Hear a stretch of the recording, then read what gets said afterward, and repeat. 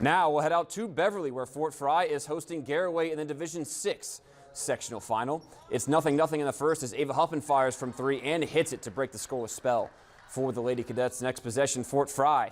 Aubrey Lang from the top of the key, nothing but net. 6-0 Cadets. Emmy Dusky saves the ball from going out of bounds here and finds Haven Schilling open in the corner. That's 3 straight triples to start the game. Dusky again, this time creating her own offense as she scores with the floater in the paint. It's all Fort Frye. Lady Pirates finding some offense. That's Josie Hirschberger coming off the screen and getting Garaway on the board. Some good defense from the Cadets. Lang rips it away and takes it all the way down the floor herself to put Fort Frye up 17-2 at the end of the first. To the second quarter, and it's more of the same. Dusky takes a pass, adjusts in the paint, and banks it home.